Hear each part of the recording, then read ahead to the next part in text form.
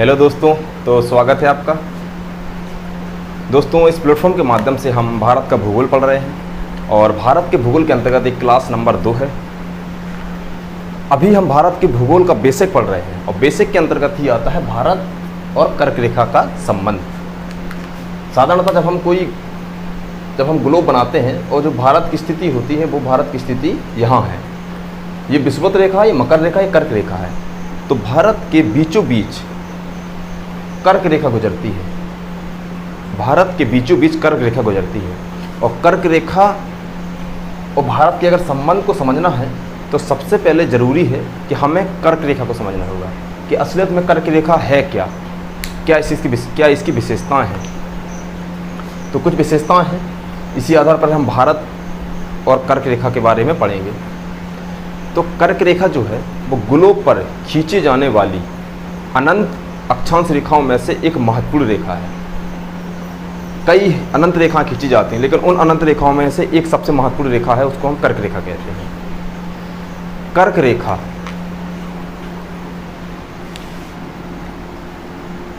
कर्क रेखा विषुवत रेखा के समानांतर उत्तर में 23.5 डिग्री खींची जाती है।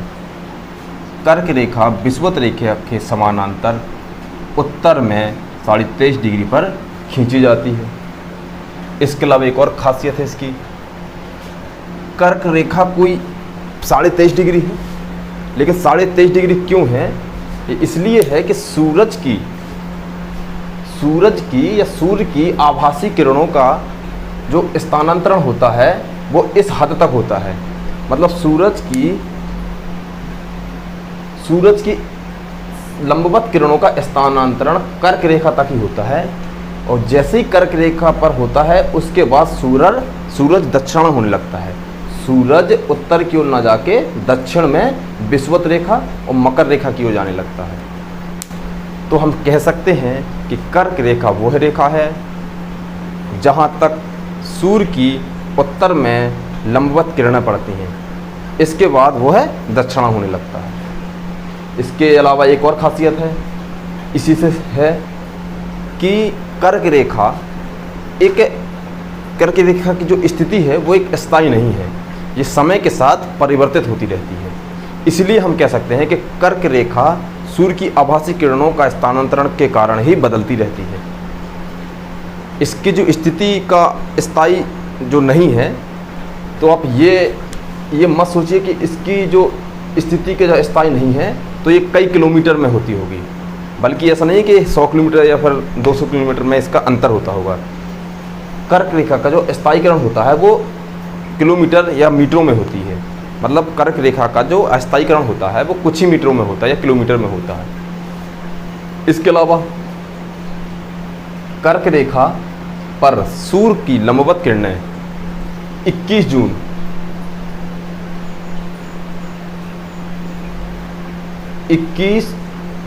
जून को सूर्य की लंबवत किरणें कर्क रेखा पर पड़ती हैं। 21 जून को सूर्य कर्क रेखा पर 90 डिग्री का अंश बनाता है। इसके अलावा भारत को कर्क रेखा लगभग 2 भागों में बांटता है। भारत का जो विस्तार है वो 8.4 से 37.6 है।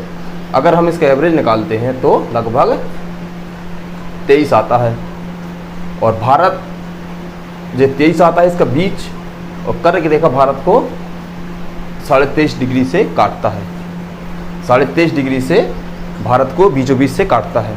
तो इससे हम कह सकते हैं कि कर्क रेखा भारत को 2 भागों में बांटता है। अब हम पढ़ेंगे भारत आधा उष्णकटिबंधीय तथा आधा उपोष्णकटिबंधीय में आता है।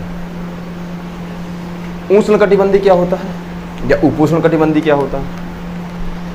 उष्णकटिबंधीय वह क्षेत्र जहाँ पर साल भर सूरज की लंबवत किरणों का स्थानांतरण होता रहता है। अगर हम ग्लोब को लेते हैं, इस तरफ अगर सूर्य है और पृथ्वी ऐसे झुकी है तो 23.5 डिग्री इतने पे ही सूरज लंबवत चमकता है। यहाँ भी चमकता है लेकिन यहाँ लंबवत ना होके इसकी जो किरणें होती हैं सूर्य की वो तिरछी रहती हैं। यहाँ पर सूर्य कभी भी ऊपर नहीं रहता है, लेकिन यहाँ 23.5 डिग्री उत्तर में विषुवत के, 23.5 डिग्री दक्षिण में विषुवत के, कर्क और मकर रेखा के बीच में साल भर सूरज ऊपर की ओर आता ही आता है। यहाँ पर 23.5 के ऊपर कर्क रेखा के ऊपर उत्तर में और मकर रेखा के नीचे दक्षिण में सूरज लंबवत ना होकर तिरछा चमकता है। तो क्या है कि उष्णकटिबंधीय क्षेत्र को भी हमने बताया है कि लंबवत जहाँ सूरज की किरणें पड़ती हैं, यहाँ का जो टेम्परेचर होता है वो बहुत ज़्यादा और की अपेक्षा बहुत ज़्यादा हाई होता है, ज़्यादा टेम्परेचर होता है। इसके अलावा है उपोष्णकटिबंधीय वो क्षेत्र होता है जो 23.5 डिग्री से 40 डिग्री तक होता है उत्तर में, और 23.5 डिग्री दक्षिण के से 40 डिग्री दक्षिण में होता है। ये उपोष्णकटिबंधीय होता है। यहाँ का टेम्परेचर जो होता है वो यहाँ की अपेक्षा कम होता है, यहाँ नमी होती है। इसके अलावा भारत एक उष्णकटिबंधीय मानसूनी जलवायु वाला देश है। इसको थोड़ा सा समझने की ज़रूरत है। भारत एक उष्णकटिबंधीय मानसूनी जलवायु वाला देश है। अभी हमने पढ़ा भारत का आधा हिस्सा उष्णकटिबंधीय क्षेत्र में आता है, आधा हिस्सा उपोष्णकटिबंधीय में आता है। तो हम कैसे कह सकते हैं कि भारत उष्णकटिबंधीय मानसूनी जलवायु वाला देश है? देखिए, भारत की जो संरचना है वो एक ऐसी है कि भारत के उत्तर में यहाँ हिमालय है, तो साइबेरिया से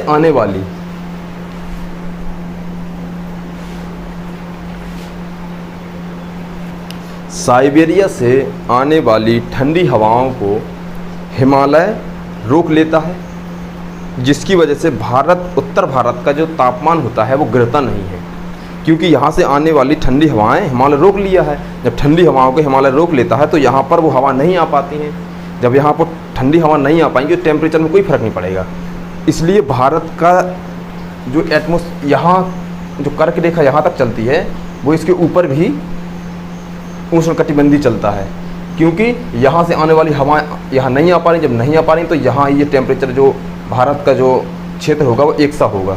इसलिए भारत एक उष्णकटिबंधीय मानसूनी, भारत में जो वर्षा होती है वो 90% मानसून के द्वारा होती है। जब 90% मानसून के द्वारा होता है तो भारत की जलवायु पूरी मानसूनी है। इसलिए हम कहते हैं कि भारत एक उष्णकटिबंधीय मानसूनी जलवायु वाला देश है। अब हम पढ़ेंगे कि कर्क रेखा 23.5 डिग्री उत्तरी गोलार्ध में गुजरती है। तो इस रेखा से कई देश हैं जो इस रेखा में आते हैं। तो कर्क रेखा में आने वाले 18 देश हैं और उन 18 देशों में हमारा भारत भी उसमें से एक है। तो 18 देश तथा भारत के 8 राज्यों से गुजरती है। हमारे देश के 8 राज्यों से कर्क रेखा गुजरती है। अब उन 8 राज्यों को हम पढ़ेंगे।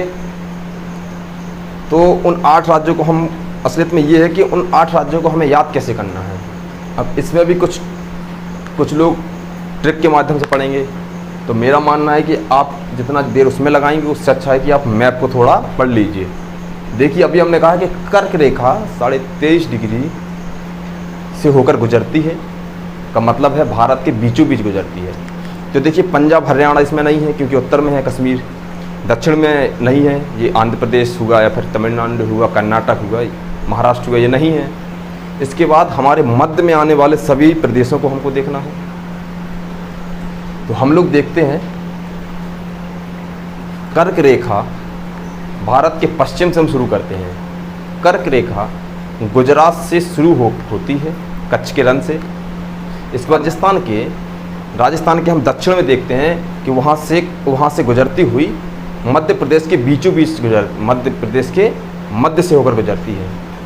इसके बाद यह छत्तीसगढ़ के उत्तरी हिस्से में गुजरती है और झारखंड और पश्चिम बंगाल के बीचों बीच से गुजरती है। इसके बाद ये बांग्लादेश चली जाती है और बांग्लादेश के बाद हमारे देश के 2 छोटे छोटे राज्य त्रिपुरा और मिजोरम के बीचों बीच गुजरती है। तो सीधे साथ समझिए आप, गुजरात, राजस्थान, मध्य प्रदेश, छत्तीसगढ़, झारखंड, पश्चिम बंगाल, त्रिपुरा, मिजोरम, ये 8 वह राज्य हैं जहाँ से कर्क रेखा गुजरती है। इसमें आपको किसी भी तरह की ट्रिक यूज नहीं करना है। ज़्यादा से ज़्यादा आप मैप को देखिए, मैप के माध्यम से पढ़िए। इसके अलावा कभी कभी क्वेश्चन आता है कि भारत की किस राज्य की राजधानी कर्क रेखा पर पड़ती है। तो झारखंड की राजधानी रांची है जो कि कर्क रेखा पर पड़ती है। इसके अलावा कभी क्वेश्चन आता है कि भोपाल कर्क रेखा के कितने नज़दीक है, या फिर गांधीनगर कर्क रेखा के कितने नज़दीक है। तो कभी कभी क्वेश्चन आता है कि भोपाल और गांधीनगर में कौन सी राजधानी कर्क रेखा के निकट है। तो इसमें भोपाल की जो दूरी है कर्क रेखा से वो पास है गांधीनगर की अपेक्षा। तो सबसे पास रांची है, फिर भोपाल है, फिर गांधीनगर है। अभी हमने कर्क रेखा और भारत के संबंध को पढ़ा, और कर्क रेखा से ही भारत की जलवायु बहुत ज़्यादा प्रभावित है। अभी हम पढ़ेंगे भारत की सीमा। विश्व में बहुत से देश हैं और सभी देशों की जो सीमा होती है वो किसी न किसी देश से, किसी न किसी सागर से, किसी न किसी महासागर से जुड़ी होती है। जैसे एग्जाम्पल मान लेते हैं, नेपाल है। नेपाल की सीमा किसी भी महासागर से, किसी भी सागर से नहीं जुड़ी हुई है। इसकी सीमा स्थल वाले देशों से जुड़ी हुई है। इसी प्रकार हम देखते हैं मेडागास्कर देश की कोई भी सीमा किसी भी स्थल वाले देश से नहीं जुड़ी हुई है। तो कई देश ऐसे होते हैं जिनकी सीमा स्थल वाले देशों से जुड़ी होती है, कई देश ऐसे हैं जिनकी सीमा जलीय क्षेत्रों से जुड़ी होती है, और कई देश ऐसे हैं जिनकी सीमा स्थल से भी है और जल से भी है, दोनों से जुड़ी होती है। और भारत एक बहुत ही विस्तार वाला देश है। इस वजह से भारत की स्थलीय और तटीय सीमा दोनों आती हैं। तो अभी हम पढ़ेंगे स्थलीय सीमा। भारत की स्थलीय सीमा की लंबाई 15,200 किलोमीटर है। इसको हम राज्यों के माध्यम से पढ़ेंगे। अगर हम राज्यों के माध्यम से, इसमें भी हम मैप के माध्यम से ज़्यादा देखेंगे, तो गुजरात से शुरू होती है हमारी, पश्चिम से हमारा गुजरात शुरू होता है। पश्चिम के बाद हम उत्तर की ओर जाते हैं, राजस्थान आता है, फिर पंजाब आता है, फिर 2 नए केंद्र शासित प्रदेश बने हैं, जम्मू कश्मीर और लद्दाख। इसके बाद हिमाचल प्रदेश आता है, उत्तराखंड आता है, उत्तर प्रदेश आता है, बिहार आता है। अब यहाँ आपको याद करने में थोड़ा सा दिमाग लगाना है कि बिहार के बाद सिक्किम ना के पश्चिम बंगाल आता है, क्योंकि पश्चिम बंगाल दक्षिण में जितना फैला उतना वो पतला पतला सिक्किम से लेके असम तक मिला हुआ है। तो बिहार के बाद पश्चिम बंगाल आता है, सिक्किम आता है, असम आता, अरुणाचल प्रदेश आता है। अरुणाचल प्रदेश के बाद नागा, जो पहाड़ियाँ वहाँ नागालैंड है, और मणिपुर है, मिजोरम है, त्रिपुरा है और मेघालय है। और मेघालय के बाद, मेघालय के दक्षिण में आता है बांग्लादेश, और बांग्लादेश के पश्चिम में एक प्रदेश है, वो है पश्चिम बंगाल। तो पश्चिम बंगाल को हम पहले पढ़ चुके हैं। तो देखिए, एक सीरीज के हिसाब से, नंबर के हिसाब से पढ़ते हैं। तो गुजरात, राजस्थान, पंजाब, जम्मू कश्मीर, लद्दाख के केंद्र शासित प्रदेश है, हिमाचल प्रदेश, उत्तराखंड, उत्तर प्रदेश, बिहार, पश्चिम बंगाल। इसके बाद सिक्किम, असम, अरुणाचल प्रदेश, नागालैंड, मणिपुर, मिजोरम, त्रिपुरा और मेघालय। इन्हीं के ये मेघालय है, ये त्रिपुरा है, ये मेघालय है, ये त्रिपुरा है, ये मिजोरम है, ये बांग्लादेश है। तो बांग्लादेश के पूरब में, बांग्लादेश के पश्चिम में पश्चिम बंगाल है। तो हम लोग पढ़ेंगे कि ये सब राज्य जो हैं, इन सभी राज्यों केंद्र शासित प्रदेशों को हमें एक सीक्वेंस से पढ़ना है। जैसे हम सीक्वेंस से पढ़ेंगे उस तरह से हमको आने वाले समय में भूलेंगे नहीं। अगर हम एक ट्रिक के माध्यम से किसी भी रट के पढ़ेंगे तो हमको वो भूल जाएंगे। तो जितना ज़्यादा मैप का यूज़ करेंगे उतनी अच्छा आपको ये बनेगी। तटीय सीमा। भारत की तटीय सीमा की लंबाई 7516.6 किलोमीटर है। और 7516.6 किलोमीटर में अगर हम राज्यों को एक सीरीज के हिसाब से, सीरियल के हिसाब से देखें, तो इसके लिए सबसे अच्छा है कि हम इसको भी मैप के माध्यम से समझें।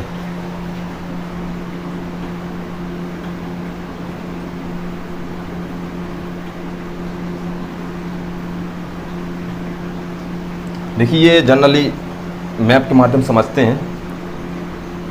ये गुजरात हो गया, ये यहाँ महाराष्ट्र हो गया,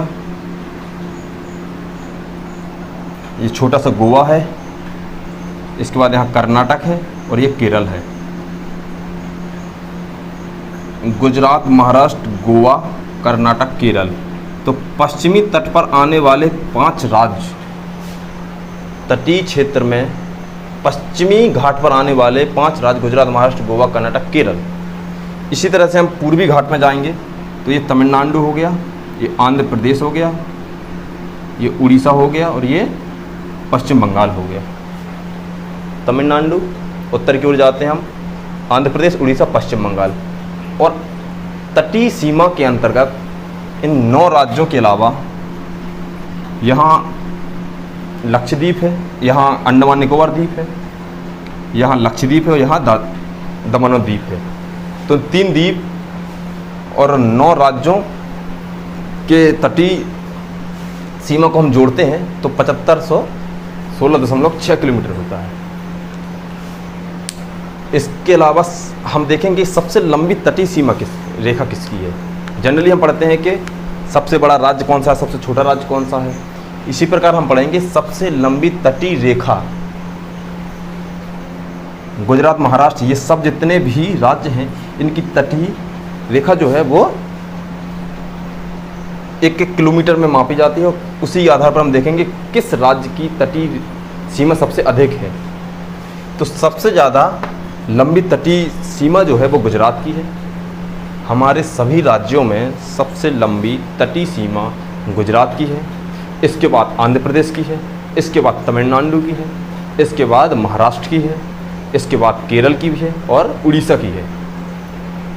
तो ये गुजरात, आंध्र प्रदेश, तमिलनाडु, महाराष्ट्र, केरल, उड़ीसा, इनको आप एक सीरीज में याद कर लीजिए। कभी भी एग्जाम में आता है कि महाराष्ट्र बड़ा है तटीय सीमा में या तमिलनाडु बड़ा है, तो आपको तमिलनाडु देखना है कि तमिलनाडु बड़ा है सीमा के अंतर्गत।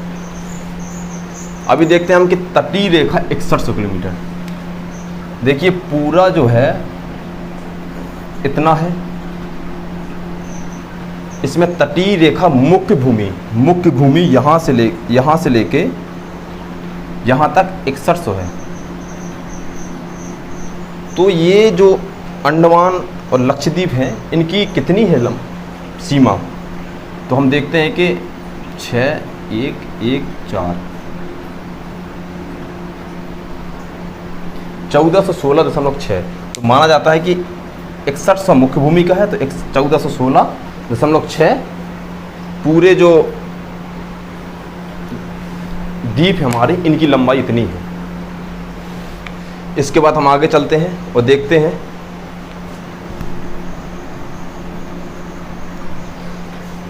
भारत की जो संरचना है वो एक चतुर्भुजकार है। चतुर्भुजकार कैसे है? भारत की उत्तर से दक्षिण जो लंबाई है वो 3214 किलोमीटर है, पूरब से पश्चिम है वो 2933 किलोमीटर है। तो देखा जाए तो लगभग बराबर ही है, लगभग ये बराबर ही, क्योंकि अगर हम इसका एक आकार बनाएंगे तो लगभग चतुर्भुजकार आकार बनेगा। तो हम देखिए कि पूरब और पश्चिम को देखते हैं। भारत का सबसे पूर्वी जो जगह है उसको हम किबुतु कहते हैं। किबुतु भारत का सबसे पूर्वी हिस्सा है, पूर्वी स्थान है। भारत में सबसे पहले सूर्योदय किबुतु में ही होता है। भारत में सबसे पहले सूर्योदय किबुतु में होता है और भारत में सबसे पहले सूर्यास्त भी यही होता है, क्योंकि जहाँ सूर्य जल्दी आएगा वहीं सूर्य जल्दी जाएगा। यहाँ से अब हम पश्चिम की ओर जाते हैं तो पश्चिमी जो सबसे किनारा हिस्सा है पर किनारा जगह है वो है गौर माता बोलते हैं। इसी को हम गुहार मोती बोलते हैं या फिर इसको हम गुहार मोती बोलते हैं। ये नाम है गौर माता या गुहार मोती। ये हमारे देश का सबसे पश्चिमी बिंदु है। यहाँ सूर्य का जो उदय होता है वो सबसे अंत में होता है। यहाँ से यहाँ आने में हम पहले पढ़ चुके हैं 2 घंटे का समय लगता है सूर्य को आने में। पूरब से पश्चिम की जो लंबाई है वो 2933 किलोमीटर है। वो पूरब से पश्चिम की जो दूरी है वो 2933 किलोमीटर है। इसके अलावा अब हम उत्तर से दक्षिण की ओर देखते हैं। उत्तर में सबसे उत्तरी हिस्सा जो है वो है इंदिरा कौल, और दक्षिण में सबसे जो बिंदु है मुख्य भूमि की वो है कन्याकुमारी। तो इंदिरा कौल से हम कन्याकुमारी की जो दूरी है वो 3214 किलोमीटर है, 3214 किलोमीटर है। अब हम देखते हैं कि एक इंदिरा कौल हो, एक इंदिरा पॉइंट है। इसके बारे में हम थोड़ा सा विवरण लेते हैं। इंदिरा कौल जैसा कि हम अभी इंदिरा पॉइंट पढ़ेंगे, इंदिरा पॉइंट से हम इंदिरा कौल को जोड़ेंगे। इंदिरा पॉइंट भारत का सबसे दक्षिणतम बिंदु है, जो कि अंडमान निकोबार द्वीप समूह के सबसे दक्षिण में आता है। ये मुख्य भूमि से अलग है। इसकी जो अक्षांश है वो 6.45 मिनट उत्तरी अक्षांश है। इसकी 8.4 मिनट उत्तरी अक्षांश है। तो इंदिरा पॉइंट को हम पहले पिग्मेलियन पॉइंट कहते थे। यहाँ एक बार इंदिरा गांधी जी गई। इसके बाद 21 फरवरी 1984 को इसका नाम इंदिरा पॉइंट कर दिया गया। इसी के चलते 10 अक्टूबर 1985 को आधिकारिक रूप से इसका नाम इंदिरा पॉइंट ही हो गया। तब से अभी तक इसको इंदिरा पॉइंट ही बोलते हैं। तो अपन ने पढ़ा कि इंदिरा पॉइंट क्या है, कहाँ पे स्थित है। ये मुख्य भूमि ना हो के भारत का सबसे दक्षिणतम बिंदु है। अब हम पढ़ते हैं इंदिरा कौल। जैसा कि हमने पढ़ा इंदिरा पॉइंट, ये इंदिरा जी जो हमारी भारत की पूर्व प्रधानमंत्री थी, उनके नाम पर आधारित है। लेकिन इंदिरा कौल ये हमारे देश के किसी भी प्रधानमंत्री पर आधारित नहीं है, बल्कि इंदिरा जो नाम है ये देवी लक्ष्मी के नाम पर आधारित है। देवी लक्ष्मी के कई नाम हैं, उन्हीं नामों में से एक था इंदिरा। इंदिरा का मतलब होता है कि सूर्य की तरह चमकना। तो इंदिरा कौल जो है लक्ष्मी जी के नाम पर है, सूर्य की तरह चमक इसका अर्थ है। इंदिरा कौल का नाम कैसे क्या हुआ? तो इंदिरा कौल का नाम 1912 में बुल्क वर्कमैन ने नामांकन किया था। इसी के चलते इसका जो स्थिति है वो काराकोरम, हमने पढ़ा है कि काराकोरम जो पर्वत श्रृंखला है, काराकोरम पर्वत श्रृंखला के सियाचिन मुजाताज या मुजाताग में स्थित है। अभी हमने इंदिरा कौल के बारे में पढ़ा, कहाँ स्थित है, किसने नाम किया और क्या इसका अर्थ है। इसी के चलते हम अभी पढ़ेंगे भारत के पड़ोसी देश। हमारे देश के कई पड़ोसी देश हैं, उसी के चलते हम उनको कैसे याद करें, कौन सी चीज़ होगी जिससे हम अपने पड़ोसी देशों को एक सिक्कों से याद कर सकते हैं। तो हम पश्चिम से चलते हैं। सबसे पहले पश्चिम में जो एक देश है पाकिस्तान, वो गुजरात, राजस्थान, पंजाब, लद्दाख और जम्मू कश्मीर में चलता है। तो पश्चिम में जो सबसे बड़ा देश है, पश्चिम में जो देश है वो है पाकिस्तान। इसके बाद हम और उत्तर में जाते हैं तो मिलता है अफ़गानिस्तान। इसके बाद जब पूरे उत्तर की ओर हमारा जो देश फैला हुआ है चीन, तो पाकिस्तान, अफ़गानिस्तान, चीन। इसके बाद नेपाल, भूटान और पूर्व में है म्यांमार और फिर है बांग्लादेश। तो पाकिस्तान, अफ़गानिस्तान, चीन, नेपाल, भूटान, म्यांमार, बांग्लादेश। आप इसको एक पश्चिम से पूरब की ओर याद करिए। तो पाकिस्तान, अफ़गानिस्तान, चीन, नेपाल, भूटान, म्यांमार, बांग्लादेश।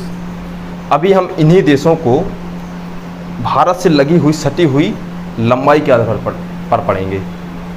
जैसे कि कौन से देश की सीमा भारत से सबसे अधिक मिलती है, कौन से देश की सीमा भारत से सबसे कम मिलती है, भारत और उस देश की सीमा को क्या क्या बोला जाता है। किसी देश की सीमा को बोला जाता है, किसी देश की सीमा को कुछ नहीं बोला जाता है। जैसे कि बांग्लादेश और भारत की जो सीमा है वो सबसे अधिक है, 4096.7 किलोमीटर भारत और बांग्लादेश की सीमा लगती है। इसके बाद भारत और चीन की सीमा लगती है, मतलब बांग्लादेश की सबसे अधिक है। इसके बाद भारत और चीन की है 3488 किलोमीटर है। इसके बाद है पाकिस्तान और भारत की 3323 किलोमीटर। पहले पर है बांग्लादेश, दूसरे पर है चीन, तीसरे पर है पाकिस्तान। इसके बाद है भारत और नेपाल की 1751 किलोमीटर। इसके बाद है भारत और म्यांमार 1643 किलोमीटर। इसके बाद है भारत और भूटान की 699 किलोमीटर। और अंत में सबसे छोटा देश जिसके साथ भारत की सीमा 106 किलोमीटर लगी है वो है नाम अफ़गानिस्तान। तो आज हमने कर्क रेखा और भारत के आपसी संबंध को पढ़ा। क्या फर्क पड़ता है कर्क रेखा और भारत पर क्या फर्क पड़ता है कर्क रेखा का।